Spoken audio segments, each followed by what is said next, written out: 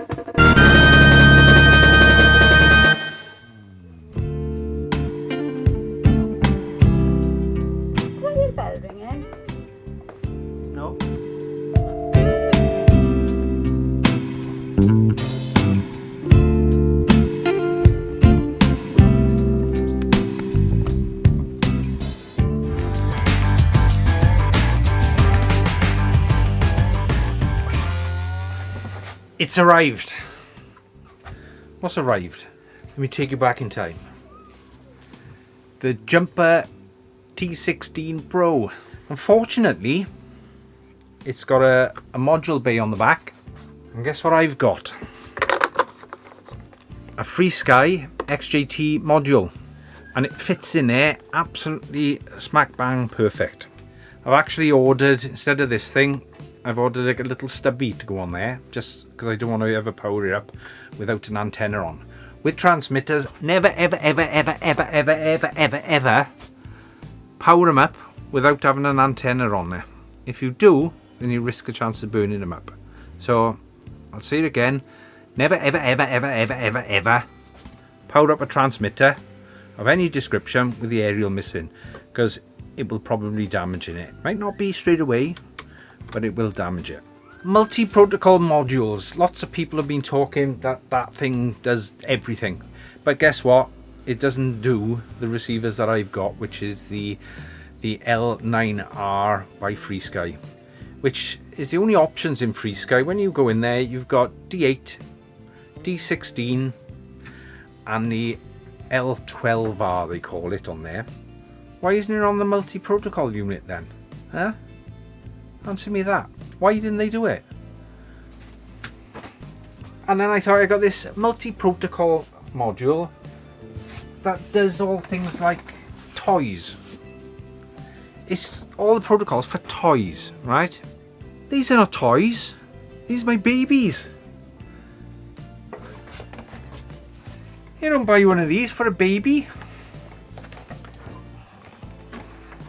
I haven't actually flown this yet, by the way. Do I want to risk this model on a cheap-ass transmitter module? Would you put your life on it? I'd be devastated if I was flying this and I crashed it. I can't afford to be smashing all my planes up. I'm sorry if I offended anybody. I'm not trying to discredit or be racist in any way to Chinese products. But the multi-protocol unit is for toys. For little drones, little models, cheap plastic models. And there's hundreds of them. But it's for toys. The serious stuff, it didn't do. So, but it had me thinking. Quite like the radio. Not 100% sold. But if I'm going to have a good reliable link, why don't I get the FrSky module, put it in the back. I will then get the L9R working, and I get the best of both worlds, but I've got a secure link using a FrSky transmitter. And guess what? You ain't got to tune it either. I got this one from T9 Hobby Sport. I'll put the link below. And I thought, well, if I'm going to use it, then I'm going to use this and not the toy module that's inside it. I'm going to get slated for that, but at the end of the day, all those protocols are for toys, right? And I don't want to put some of my pride and joy in the air linked with a toy multi-protocol module, which you also have to tune to make sure that it is in frequency, because they couldn't be bothered to do it because there's so many different oscillators. Sorry. So I've now got a tuned, pre-tuned FrSky transmitter that works with all my models because it's LBT, because we're in the UK, it's legal, it's compliant. I got the LBT module. The back, the clip can come down, it doesn't interfere with it. Like I said, I'm going to get a little stubby to go on there, so if I do power it up, like I said, if I am flying toys, then I only need a little stubby because it's only flying around. But what I have noticed is there's a nice feature. I'm going to try and show you this. If I go into the setting window, that's the multi-protocol unit, and I've selected that and I've turned it off. External RF module, you've got DSM2, CRSF, multi, so you've got lots of different versions, but they got one for the XJT. When they do, it then gives you LR12, which is what I was after, D8, D16, all LBT compatible, and then you can just bind it with this. So I'm not doing anything with the buttons or messing around with the back. There are dip switches, you can manually set it, but it talks to it and it does the settings for you. And I have bound it and it works perfectly. So it makes no difference to the radio. Some people go, oh, I'm a bit nervous about the module because you're going to mess around with it. No, you haven't got to mess around with the module. You plug it in and you bind it and set the protocol in exactly the same way as you always have done. So now I've got something which is a little bit more reliable. I'm going to give it a try when we eventually get out of lockdown.